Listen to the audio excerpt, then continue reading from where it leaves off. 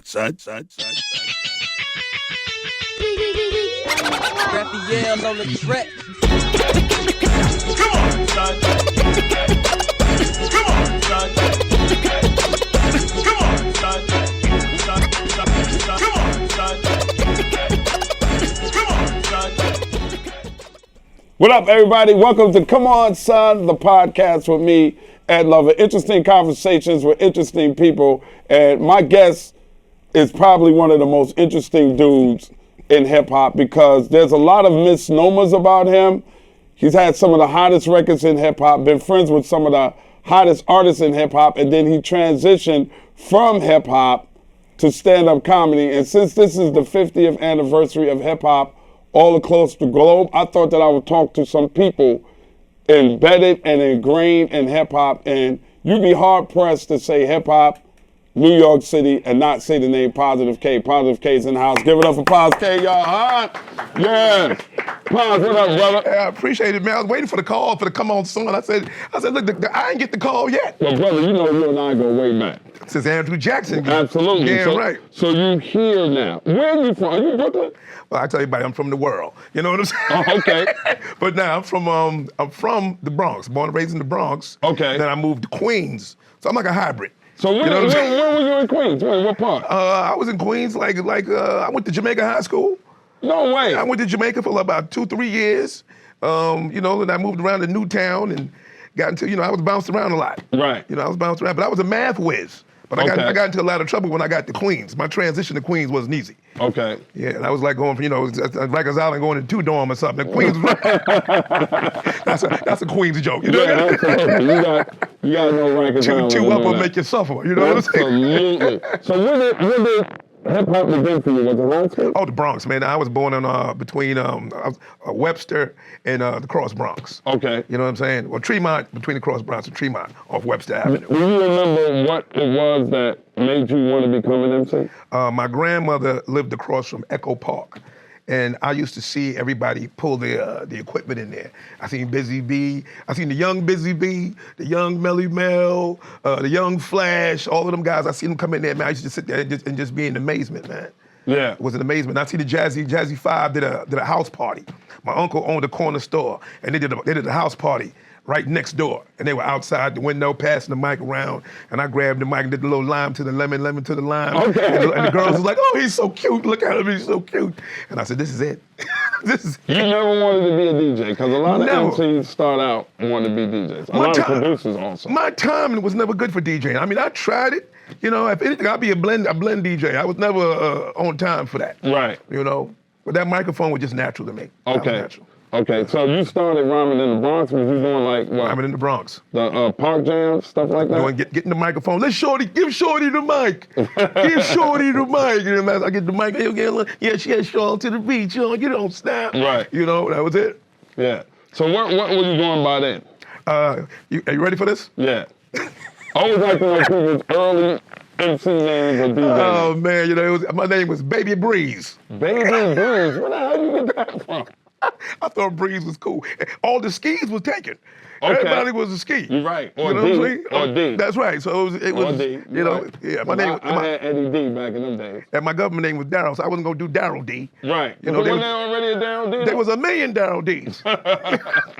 So I said Baby Breeze was it. So if you were Baby Breeze, shouldn't there have been an older Breeze? There wasn't like a grown Breeze that you were like or something. I don't know. That you were underneath him? Because usually when you take a name like that, there's an older cat, right? Well, that was before this time. That was big. It was big this.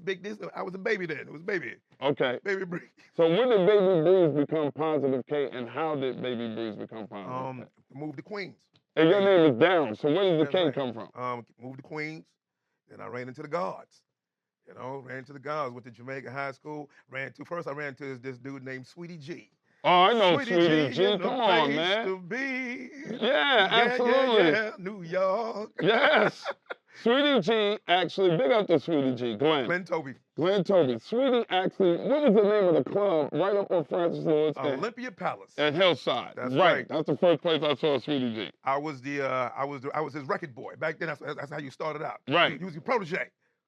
Absolutely. I was protege, Run was Curtis Blow was protege. Yes, he He was. was a protege. That's how you started out. Yes. I was the protege. DJ Run, the son of Curtis The Blow. son of Curtis Blow. That's right. That's right. Check the records on that. So I was his record boy, and I used to carry his records and his little rhyme pad and whatnot, and had my little sweatshirt on, Right. Baby Breeze. Even then? Even then, I tried to bring it to Queens, but it didn't last long. Okay. Sweet's like, you got to change that name, man. The name got to change. So I changed it, man, and I got with the Gods, and I started, became a part of their 5% Nation, and I was thinking about what would be the dopest name I could have, being a 5%er, and I said Positive, Okay. Positive. Then it came to be Positive Knowledge. Okay. Positive Knowledge Allah. That's where the Positive K got broken down to. Damn, I knew it was something to That's it, what it bro. was. So positive is what the Gods called you. Positive knowledge. Positive Knowledge. Positive knowledge, God Allah. Positive Knowledge, God Allah. Okay, so how did positive knowledge, you being part of the 5% Nation, how did that translate into you becoming, I understand the pos and then the knowledge, positive K, but how did that whole process happen for you doing that, being Baby Breeze behind Sweetie G? How did you get your deal? Who heard you? Well, Sweets was instrumental in that. He knew Mike and Dave from Harlem. Okay. And we were working on some songs trying to get me going, because I was aggravating them every day. I mean, it was like, Sweets. I was calling everybody Spider D. And you remember Father Tahim. Father Tahim. I used to DJ Divine. Yes. I was aggravating that. Davey D. Yes. I was aggravating every day. But Sweets was the one who was like, come on, man, you got something. And we did a song. We drove all the way to East Islip in Long Island. Okay. I felt like I was going, I don't know what. That's far. That was far. That's far from Queens. Yeah. I forgot where we was going. Right. When I got there. So we recorded the song, and it was a song called Getting Paid. Okay. And then he called me maybe about a month later, and he was like, hey, this guy named Mike and Dave, good friend of mine, they do parties in Harlem, but they want to do a Are you talking about the same Mike and Dave from Crash Crew, Mike and Dave? Oh, yeah. Yeah. Mike and Dave taking Mike over and the Dave. town. That's right. Now the happy people dancing to the beat of the vicious Crash Crew sound. That's yes. right. Mike That's and right. Dave was really legendary. They were legendary, but they wanted to do a compilation album. Okay. And the album was called Fast Money. And they was like, hey, that song would be crazy to put that on the compilation. We want that to be the first song, the Getting Paid record you got, And that was my first song. And Sweetie G did the deal for me and got that done. And that was my first record. And I met this other guy who had his first record on the same compilation. His name was Rob Bass. Oh, wow. Yeah, he had a song called DJ Interview. Okay. And then it was the Most Crew was on there. I like the Franks with the relish and the mustard, and they was dope. They was dope. And that's what it was, man. It was a dope compilation.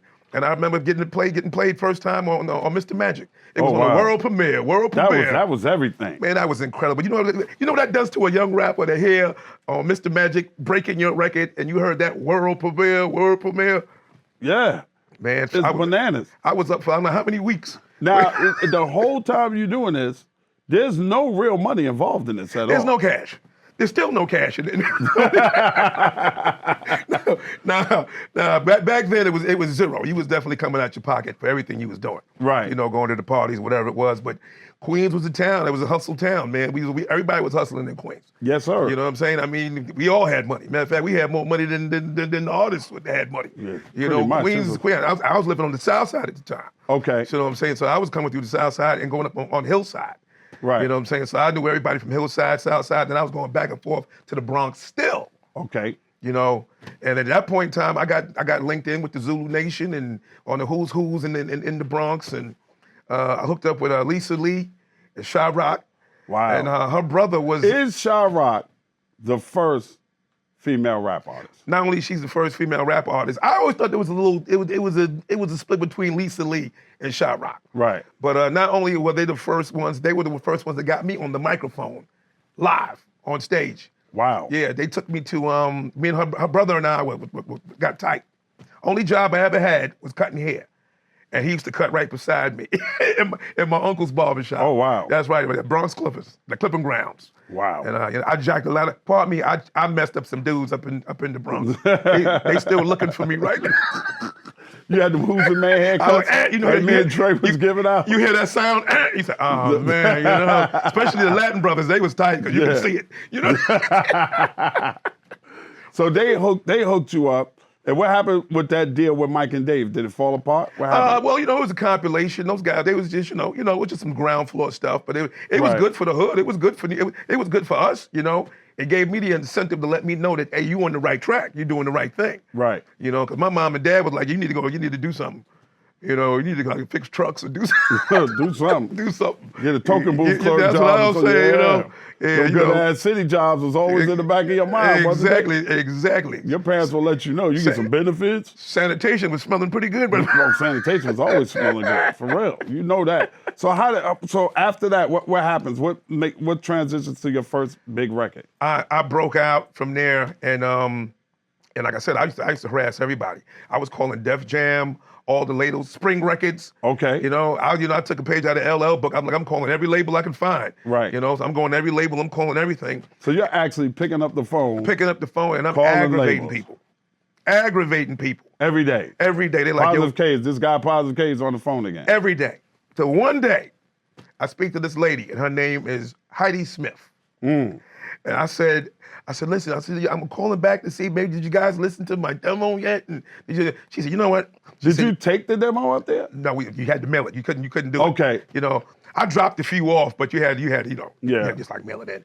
But she got it. And she was like, listen, you're going about this the wrong way. She said, I'm gonna tell you something. She said it. She said, I like you. You're always calling. She said, I'm gonna tell you what I'm gonna do to you. So I'm gonna hook you up with this guy. He's a manager, and he's gonna show you how to walk through this thing. All right. I'm gonna make the contact. Give him a phone call. His name was Lumumba Carson. Okay. Lumumba Carson, and if you know who he came to be, it was Professor X, the overseer. Professor X, absolutely. That's right, the son of Sonny Carson, the Yes, sir. black activist.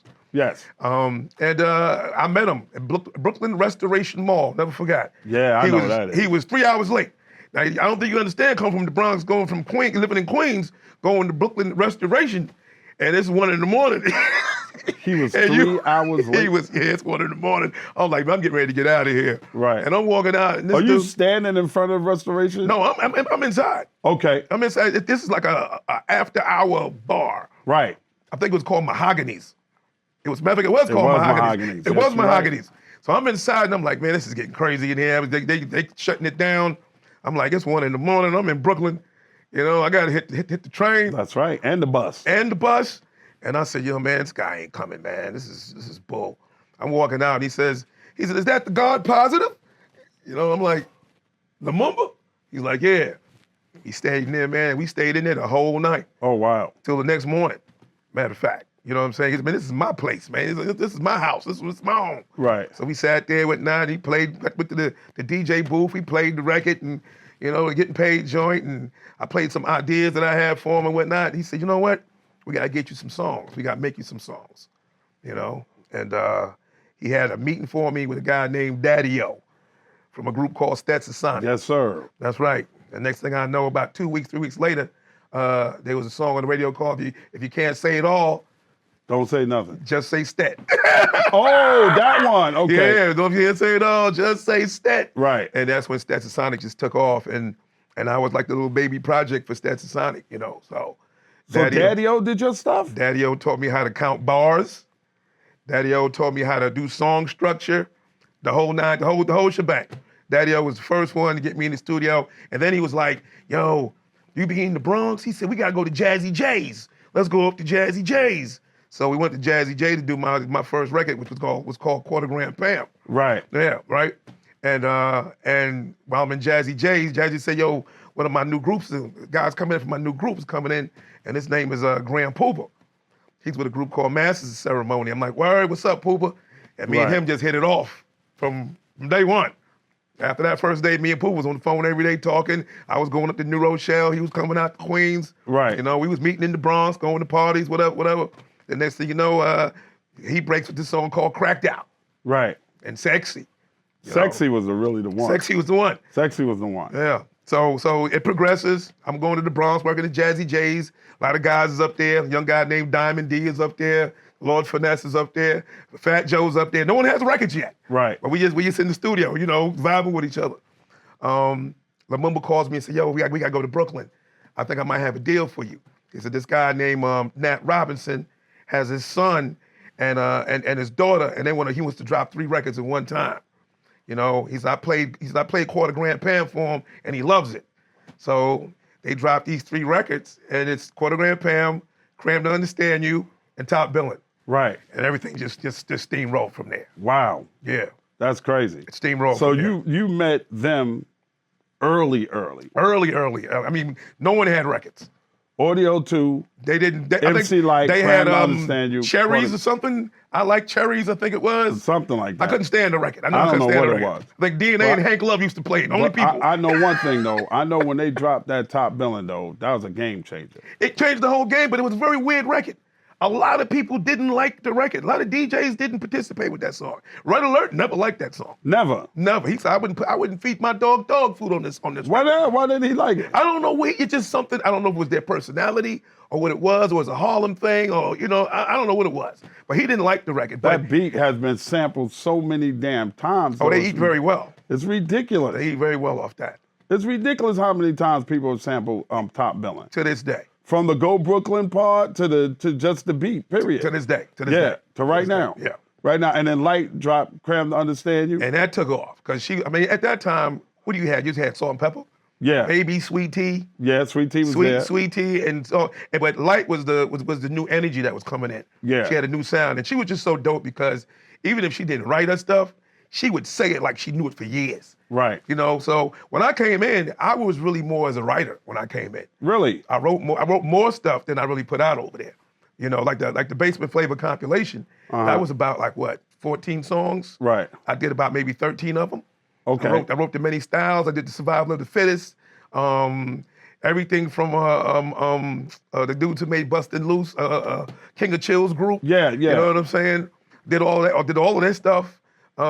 Everything. I mean, I did the whole thing over there. Okay. And then some writing on Light as Rock, and a lot of other songs that I wrote that never gave me no credit for. You know what I'm saying? Still looking for my damn money. And then when did you and Light do y'all record together? Well, everybody was jumping off at the time, and I'm like, yes, I gotta get me a heat up here, man. I need me a thing, And I said to myself, okay, you gotta get creative pies. You gotta use your head. And I said, you know what? Marvin Gaye was my favorite artist, and I said to myself, if you was Marvin Gaye and he was rapping, what would he do? You know what I'm saying? Yeah. So, but I mean, you think about his career was nothing but duets. Right. I mean, he did songs with Tammy Terrell. Yes. Diana Ross. Yes, sir. Dionne Warwick. Yes, sir. Everything he did. I think he did some stuff with Marvin Reeves. He did a lot of stuff. Yeah. So it was all his stuff, but his major stuff was all duets. Right. And I said, you know what? I need to do a duet. I said, I'm gonna be the rapping Marvin Gaye. You know what I'm saying? And that's how I came up with I'm Not Having It. Okay. So I'm Not Having It was it, and that was the mothership of the whole guy girl. Was that the catalyst for it? That was it. That was what I Got a Man was just the sequel to I'm Not Having It. Yeah. But I'm Not Having It was the ground floor. So when you did I Got a Man, why didn't you go back to Light? Why did you decide? A lot of people thought that was a girl. Yeah, well, to this day right now, a lot of people hear I Got a Man. I still say it is a girl. They wonder who that female voice is, and it's you. Yeah, it is me. But it was a progression because the label wasn't treating me good. Okay. They would treat me like I was the stepson, I was Cinderella for real. I was like, well, he stays over here, we're gonna go on the road. And I was getting a lot of love. I mean, I'm signing autographs at this time. This is before taking pictures with people. Right. Yeah, they stood around for you to sign. Yeah, a piece of paper or whatever. Or your album cover. Your album cover, that's right. Your album cover. So I'm signing autographs, and they see me taking off, and then they put me on tour with, I think it was the Kumo D tour, the I Go to Work tour. Uh-huh. And I'm out on I Got to Work tour, and me and Kane are hanging tough like every day now. Kane is my right hand man. We riding.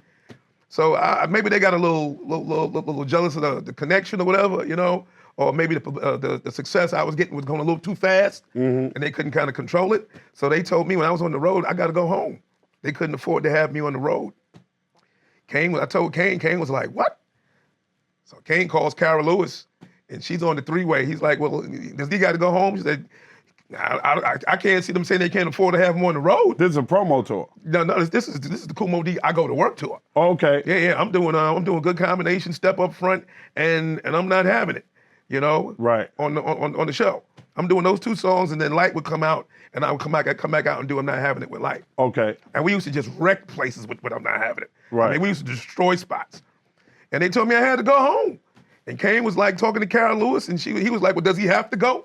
Carol Lewis, for all y'all that don't know, was a big booking agent in New York City. Very, very big. One of the biggest agents. Was it Yeah. Walter? Was it William Morris? Norby Walters? No, was it Norby Walters? No, was it William? Was it Norby Walters? Was it William Morris or something? Norby was one of Walters the- is our agent. It was Norby Walters is our agency, right? Carol Lewis is our agent. Yeah, okay, that's what it was. That's Everybody what it was. around Campbell. There we There go. you go. Boom. See There you how go. hip hop give you a reference? That's how you fact check. Right. You know, so that's what it was, man. And they told me I had to go home, and she was like, Kane, you headlining the show. Kane wasn't headlining, it was Kumo D's joint, but Right. Kane was the big draw. Right. And so Kane said, man, get your bags, you can get on the bus. If you want to go home, you can go home. He said, but if you want to stay, I got you. Oh, wow. And I said, Kane, if I stay, then I'm leaving the whole label altogether. I can't do this no more. Right. And Kane said, well, if you want to leave, I got your back. We get back What home. was that label? It was First Priority. First Priority. First There you Priority, and go. it was going Yeah. through Atlantic. It was Yeah. independent in the beginning, but then it got picked up through Atlantic. Through Sylvia Roan. Yes. They snatched it up over there, and it was going through Atlantic. Okay. Yeah. All right. And Kane told me to come on, let's go. And then we got off the road. We started working on some songs, and then he said, "What you got?" And I played "I Got a Man" for him. Mm-hmm. And it was I was using "Slipping in the Darkness" at the time. Really? That's what it was. It was going to slip in, and yeah, that beat. Yeah. You know, and I showed him how I was pitching my voice up, so Light can learn her part. Uh-huh. So he started playing with this thing called the synclavier, if anybody knows about it, old recording stuff. And he went and he pitched up the vocal I did. And I'm like, Kane, that's not gonna work. He's like, man, you gotta mess with Light. Use this. I'm like, Right. that ain't gonna work. And I know Freddie Fox walked into the studio, and I'll never forget it. Freddie Fox was like, who's the bitch? And Kane said, see, I told you. You know, I was like, oh, man. But I still didn't hear it. I didn't Right. hear it. And I had to work it till I couldn't recognize the sound anymore. So when did you flip the music? I Because you flipped the said you music. were using Slipping in the Darkness. You ended up using dun, dun, dun, dun, I used so many tracks. No. Who's that? Rescue Me. Taste the Honey. Taste the Honey. That's Yes, right, sir. yeah. Big shout out to Miss Johnson. Yes. I speak to Miss Marie Johnson all the time. Yes. She calls me a lot. She said, thank you for buying my house and putting my kids to school. Yo, that's funny how things go 360 because I was reading an article today before I came over here, and it was like the Rolling Stones had an article talk about the 50th biggest musical mistakes in pop culture, and one of them was that in 1979, the Grammys gave A Taste of Honey the Best New Artist Award, and then here we are talking about Taste of Honey That's right right. now. That's right. Yeah. Yeah, but sweet lady, man, talented group. And So she's, why did you switch it from Slipping in the Darkness? You couldn't clear it? I just know it wasn't. I couldn't clear it. I just kept feeling it was razor blade. It was slipping into darkness. Kane changed it to razor blades. Okay. You know, the breakbeat razor blades. Right. And I didn't like that. I said, man, it's not moving for me. But I kept razor blades. But I kept playing with the drums. The drums just wasn't doing it for me. Okay. You know, and then I had Daddy-O come in, mess with the drums. I had Mark Sparks come in and mess with the Shout drums. out Mark Sparks. I had a zillion producers come in, and my man Lays from MOP came in, and Right, Lazy he Lays. played with the drums. Everybody messed with these drums. And Jazzy J messed with the drums. And then we were just in there one day, and my DJ LG was just going through some beats and whatnot. And he was I said, just pull everything out except the drums, and just throw some stuff in and see what happens. Next thing I know, I heard dun, dun, dun, dun, dun. I'm like, uh-oh. And I was like, man, nah, man, funky 4 plus 1. He said, that's kind of old. I said, Okay, please repeat that one more time because when I talk about hip hop, a lot of times people don't understand the mindset that we had in those days of hip hop as far as samples were concerned. It was almost like if somebody used it, you don't touch it. you don't right? touch it. Yeah, it was like, man, Funky 4 used it. Man, you don't want to use it. You can't do that. It's like anything, any kind of style. If it was a similar rhyme, if it was a word or a phrase, you didn't touch it no more. It was taboo. Right. There's some things you just didn't do. Right. You know, and that. And thusly, when Light was going up against Antoinette, and she hit Antoinette with the beat biter, Yeah. dope style taker, that was really, really taboo at that time. Exactly. It really was. And you know, I mean, when I heard it, I said, but it's so dope. It's so dope, so dope. So I took it back to Jazzy, lock this in with the drums that we got right now. you know, and JayZ went and locked it back in because he was just like, he was the master of the SP12 at the time. Oh, wow. Yeah, it wasn't the Pete Rock, it wasn't Q-Tip, you know what I'm saying? It was JayZ. JayZ J was the original drum programmer, you know, and he's nasty on actual drums himself, Right. you know what I'm saying? But he programmed the drums like it was nothing, you know. But he fixed it, he locked it back up, and I'm like, this is it. This is it. But now it was the girl's voice. I couldn't get this thing out my head. You hated it? I hated it. To this day, I really still don't listen to it. Come like on, that. Pop. No, I'm gonna tell you something. Charlie Mack, I'm doing a show for the 50th anniversary. Right. The Juneteenth for Charlie Mack in Philadelphia. And he's like, I want you to do the original record, the original. I'm like, dogs, I've never done the original ever. Never. I've never done the original record. I've always used the Rescue Me from Taste the Honey, and then I kind of like spice it up and do other things within the song. But Right. I've never done the original record. I'm like, Charlie, I've never done the song, I think about 25 years. I said, I gotta find the original. Wow. I said, you gotta give me a minute to find the original. Right. So I'm digging the original right now. I never did it. And you still don't like the girl vocals I on that? still don't like the girls' vocals. No, I don't. You know that's what really pushed that record, right? It really was, you know, and it's so crazy because the record died, came back, died, and came back, and now I won't go nowhere ever. Ever again. You know what I'm saying? But yeah, man, I still never liked that. One of my favorite records that you have ever done is you and Grand Puba. Oh. Off the Nobody Can Be You But You. That record was hard. Wow. Well, it's so funny you mentioned that. This is how things work. Puba just called me last night, and he just got a new situation he's doing right now. And we had a song we was working on that we getting ready to do now. So, That's dope. And we was on the phone chopping it up over the phone last So night. you were around Puba with your career, Light early in her career, Audio 2 early in their career, Kane, Modi, all of these people. So you saw Brand Nubian become a thing.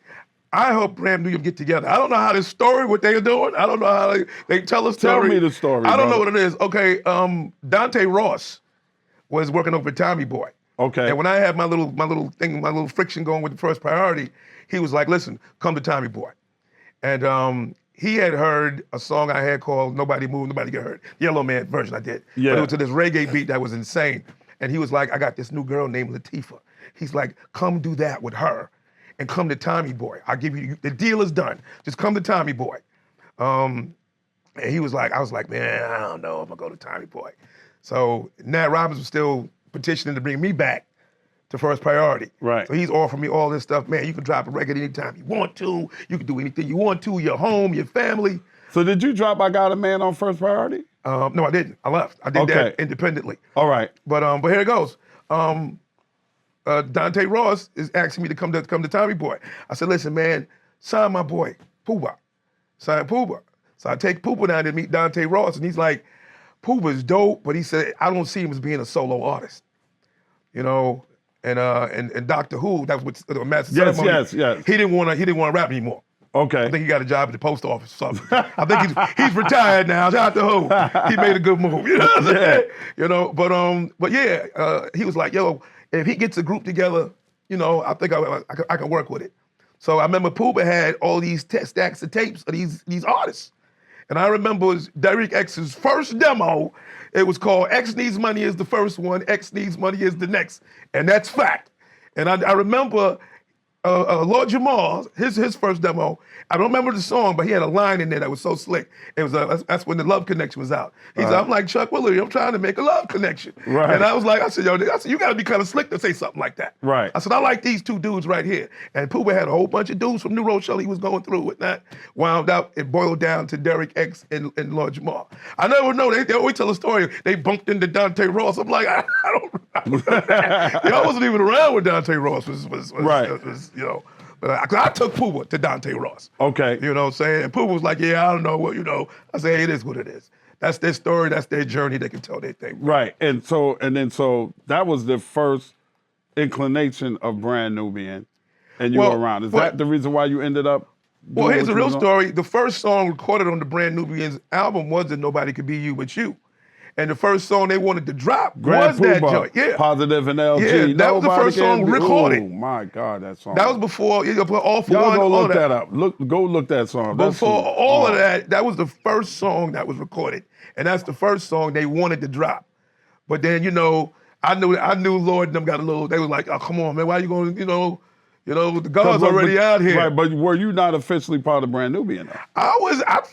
To me, I felt I was. Okay. You know what I'm saying? I mean, I was picking them up every day, because I had money at that time, what I'm Right. saying? I was getting little shows and stuff, and I was going to New Rochelle getting Puba, and we was all going to the studio, Calliope, and we was down in there, and most of the time it was just me and Puba.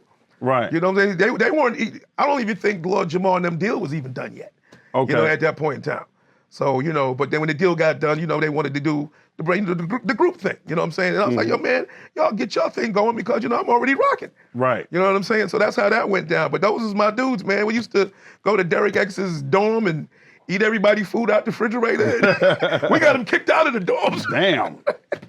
So y'all was doing the damn thing. We was rocking hard, man. When did you decide, you know what, I'm going to give hip hop like a semi break, or do you still go out and do? Well, stuff? I gave it. I still go out, but I gave it a break midway when I went into me and my partner Sincere Thompson went into doing radio promotions. Okay. You know what I'm saying? Big shout out to Sincere. Yeah. I'm the first guy who gave Wu-Tang their mailing list. Okay. You know what I'm saying? Shabazz and those brothers there and RZA and them, I gave them the mailing list so they can do the Protect Your Neck, and then we brought it through with Sincere through Polygram. Okay. You know what I'm saying? 'Cause that's how I did my song Night Shift. Okay. It got mailed out through Polygram. And that's how I found one of your partners, which was one of my brothers, Dan Smalls. Yes, sir. You know what I'm saying? And I gave him his first job. You know what I'm saying? And I played Dan's very first record when he was trying to promote records. I played his very first record. That's right. From one of them Round the Way records. And then he recently found it and played it for me again. And I told Dan, I can't believe I played this bullshit. Yeah, right. Hey, we was pushing records hard at that time, Yes, man. sir. We was Dan sleeping. used to stand outside the station and wait for me. We was on 125th Street, man, sleeping on the floor, man. We was pushing records, and Wow. And that's when I kind of pulled away from rap for a minute, going into the business. Tell about when who came to you and gave you the biggest record that you worked? Oh, the biggest record, L.A. Reid. L.A. Reid came and one of them, he said, hey, man, I want you to promote this record, because at that time I was like probably the hottest dude in the country, and I was doing promotion, and I had good relationships with DJs, and it was Outkast. Outkast was the first one. Took it to Funkmaster Flex, and he wouldn't play it. What Outkast record was it? Southern Playlistic. Cadillac? That's right. Slamming Cadillac Dolls, baby. Wow. Man, we did a couple of them, but that was the first one. That was the first one, and Flex wouldn't play it. He was like, man, come on, man, you're killing me. He said, you're killing me. He said, you're killing me, daddy, you're killing me. I said, come on, man, I need about 3 spins this week. You know what I'm saying? And then next thing you know, he was like, no, we played it. No, it's done. I think we're going to add it. Right. I'm like, oh, you like it? He said, yeah, now we good. Wow. And, yeah. So that was dope. This is before Dre made his infamous remarks on. This is before then. This is, man, they just came in. First time that was ever seen was on Fab Five Freddy's show. What was the show? Yo MTV Rap? Yo MTV Rap. First time Right. Outkast was ever seen.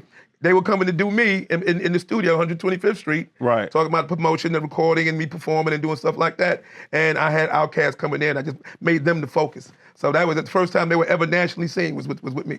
Yeah. Yeah. That's crazy. Yeah. That's crazy. So tell me about your transition Hold on, before from. you do that, tell them about Clark Kent. Who did Clark Kent? Oh yeah. Clark Kent. Well, when I was with Kane had brought some rappers in. Other than myself, he brought in another guy named JayZ. Right. And he came from the Hawaiian Sophie fame. And all of you guys were doing stuff on. That was Liz. All of you guys were doing stuff on Kane's tour. Kane would come out and do a show, and he would take a break and do a set change. Right. So in the middle of that, he would say, "Yo, I got these two guys coming out, JayZ and Positive K, and they're gonna entertain you till I get back." Right. So he would do that, but Kane was always extra. He made it stressful. Made it tense. He was like, "Listen, whoever had the biggest applause goes last," because you always want to go last. Right. You know what I'm saying? Let Jay go first. Jay was like, "No, you go first." Right. Kane would tell Jay, "Yo, Pies don't respect your skills." And he'd come back and tell me, "Yo, Jay only think you hot because you got records." Right. You know what I'm saying? So he got me and Jay going at each other. You know what I'm saying? So we would share hotel rooms together and whatnot. Oh wow! At that point in time, yeah, because Kane wasn't paying for everybody to get their own room. Right. So me and Jay had to share a room. Wow. So me and Jay got cool. We got close, and we promised each other, if I get on, I'm gonna come get you. You Right. get on, you come get me. So I got on. I went and I got Jay. And I met with him and Dame Dash, and we shook hands on a co-venture deal. because I already did night shift at this time, you know. Right. And at that point in time, Clark Kent, like you said, refresh my memory, Clark Kent had just got a job at Atlantic Records as A&R. So Jay called me back and said, yo, man, Clark got the job at Atlantic. Yo, we was gonna roll over there with him. I said, I just wanted to make sure you was good, that's all. Right. You know, and that's how it went. And Jay went and got on at Atlantic, and the rest was history. Wow. Yeah. Damn. So you had all of these cats early in their career, bro. More than that, had Nas too. How'd you have Nas? Nas wanted to work with me, but he was with Search at the time. Right. And I wasn't gonna get down like that. He's like, yo, man, I roll with you. I said, man, just work out what you gotta do with Search. I said, I'm not gonna stab Search in the back like that. Right. You know what I'm saying? 'Cause we all came through the Latin quarters together. You Absolutely. Because I wasn't gonna do him like that. And Nas was like, man, I respect that. I respect that. Right. So, but I had Nas, had Jay, you know, Outkast broke that first out. Wu-Tang Protect Your Neck first out the gate. Wow. You know, so yeah. Wow. So you done did a lot, bro. I touched a few things. This 50th anniversary got to recognize Pa's case for sure. I appreciate it, man. Absolutely. You Now know? tell me about your transition from that to stand-up. Not an easy transition. Matter of fact, still transitioning. You know what I'm saying? You know, I remember talking to you many times, like, yo, I know I could do this, I got this, but I never felt comfortable. You know, going up on stage and doing that, because you was out there for you know, doing your thing, hosting and doing stand-up. Yeah. You know what I'm saying? So I'm like, I said, man, Uptown is a hard room, man. It's a place called Uptown Comedy Corner. Mm-hmm. I said, man, this is a hard room. You're like, man, I go up there all the time. I don't care. I don't care about nobody. I said, damn, man, you don't care. I said, yo, that's a rough room. Yeah. You know, especially when it was right in here in Atlanta, down the street. They moved it though, right? Yeah, they moved it. Yeah, it's in Hateville. It's in Hateville now. Yeah. I host there like every Saturday now, so I'm like a resident host. You know? But that's where you get your chops from. I didn't know that. You know, I thought you can get like work on some material and run up there and do that, but it doesn't work like that. No, it doesn't at all. Yeah, comedians, it don't. It don't work like that. Because you will eat a biscuit. Yes, you will. A dry biscuit, too. A dry biscuit. With no syrup. And you can hear tumbleweed floating through that crowd. You hear crickets. You know you're doing bad when you can hear people ordering drinks. That's when you know you ain't there. Nobody laughing. You can hear somebody's stomach growling. Yeah, it's bad. It's bad. You got to cut your losses at that point and say good night and get your ass up off that stage, Hey, listen, bro. man, you know, it took me a while to get comfortable eating the biscuits, because you know what it was? A comedian came to me and he told me, he said, you know what? He said, you got the ego of a rapper. He said, you got to get your mindset now. You're a comedian now. Right. You're a comedian. You're not a rapper anymore. Stop trying to be a rapper. You're a comedian. But do people want you to do some of both? I got to do both. You know what I'm saying? Matter of fact, that's my shortcut, because now they know who I am. Right. And then I start telling a joke like, when this song came out, I used to date 22-year-old supermodels. I date 45-year-old chain smokers from Stone Mountain. You know what I'm saying? So you do a little bit of both. I do a little bit of both. Okay, yeah. Which makes sense. It makes sense. It's fun. It's fun. Yeah. Are you enjoying it more? What do you enjoy more? I always tell everybody this. I said, rap is my wife, but comedy's my side chick. Okay. But I love her though. Yeah. So you still do both. So you still do shows. I work. Let me tell you something. I think I work more now than I think back then. Why? You know what I'm Why saying? You think? I don't know. It's almost like what's old is new again, right? That's one part of it. I mean, I think it's like, the golden era is like that. It's that thing now. It's that cachet that everybody wants to have on the show. I think it's a little bit easier to get. The insurance money is a little bit, cheaper to purchase, other than the new, murder, death, kill music. They know we ain't gonna do nothing. Yeah. We just want to go home and go to sleep after we have a good play with time. our keys in our pockets. Right. Our knees hurt. We've been standing up too long. That's it. You doing shows now, everybody in the lawn chair. Like, hey, listen, after the show, I'm gone. Right. You know what I'm saying? There's no hanging around no more trying to see what's happening. When was there a downtime for you? There was a downtime. There was a period I was, my mom's got real sick. I'm a caregiver. And mom's got real sick, man. It was a downtime. Cash got slow, and you had to weather that storm. Yeah. Sometimes you just got to skid and handle it, man. And I skid and I handle it. And the next thing I know, there was a couple of big remakes. Shantae Moore came in with Jimmy Jam and Terry Lewis. With Shantae Got a Man, and I had a couple other big remakes that came through. A couple of movie slots came in, and some cash came in. And things changed. The dynamic changed. And, got a smile, got back on my face, and and things just brightened up. When did you leave New York? I left New York maybe about 15 years ago, man. I've been going a while. Yeah? Yeah, I've been going a while. Did you come to Atlanta first? I came to South Carolina first. Okay. Because what it was that whole time, and my man Dan Smalls will tell you, I was going crazy. I had a chance to buy some property. My grandfather used to sharecrop for some people. Right. It was about 400 acres, and I went and bought 400 acres, man, and it broke me down, man.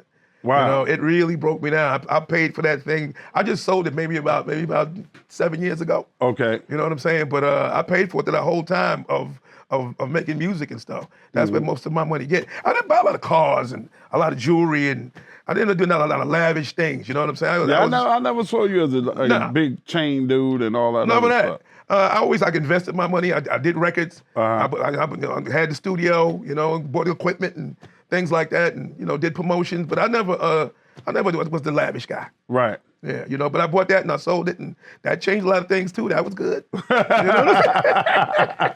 You know, that was a big piggy bank. So you moved you sold all 400 acres? All 400, yeah. Well, Mom's got sick, and I said, you know what? Let me just cash in right now. And this is like my semi-retirement, her retirement. So I said, let me go. Right, and make it better for me to take care of Mom. Exactly. And then you moved here? Then I moved here, moved to Atlanta. Okay. Well, I'm not in Atlanta. I tell everybody I'm in Atlanta. They say, I said, where you live at? I said, I'm in Gwinnett County. They're like, you're not in Atlanta. Yeah, that's true. Yeah, you're not in Atlanta. That's true. That's true. That's a big argument now. Yeah, it's a big...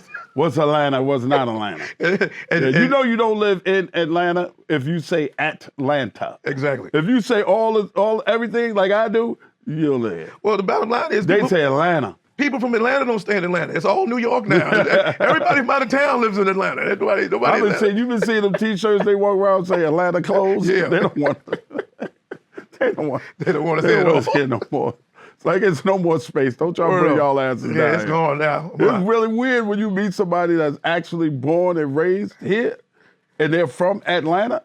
Hey, listen, like from the west side or something like that. You be like, really? Listen, I'm in the club. I say, everybody from Atlanta, make some noise. You don't hear nothing. You know, right. But you say New York or something like that. They go crazy. They erupt. Because we down here, man. That's what it is, yeah. We down here. And we should have been. Like, if you really think about it, the way things work down here and the way it was, when's the last time you've been in New York? Maybe about 3 months ago for a show. Okay. Yeah. And how long do you stay when you go there? A day. That's my point. That's my point. Hey, listen, you can park your car down here, man. You ain't got to circle the block 3 times no more. Right. And even if you go somewhere and somebody asks you for $10 to park down here, you be like, what? Yeah. What, are you crazy? $10? I'm going home. Right. New York City, man, you get 4 days out of me and my mother's still there, but hey, listen, I go back and get a slice of pizza. Don't get me wrong, I still love y'all. Slice of pizza. Love y'all to death. I gotta have a beef patty, proper slice of pizza. That's it. Gotta have everything that I need, but... A little Spanish food. Absolutely. Little chicharrón de pollo. Absolutely. Little mojito, some totones. Gotta have that, but other than that... Yeah, I'm out. I'm going. I'm gone. Early, too. No tolls? That's right. Oh, come on. No tolls. How much does it cost to go across the GWB now? Yeah. $18, bro. You got to refinance your house to go across Exactly. It's the same bridge that it was when we was there before when it was $4. Yeah, it ain't like you get nothing for it. It used to be $2.50. Right. It ain't like you get anything for it. It's not like I get a cup of coffee. Nothing. And the bitch that's at the toll there and say thank you. Her shoes are tight. She mad at something for some reason. Fuck. Don't say no thank you out of here. or nothing. So listen, bro.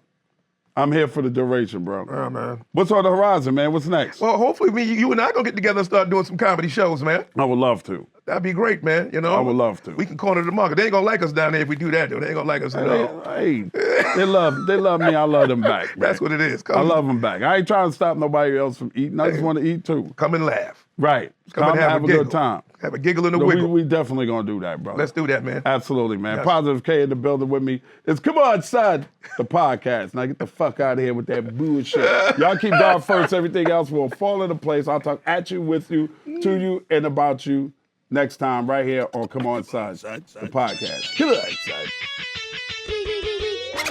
Raphael on the track.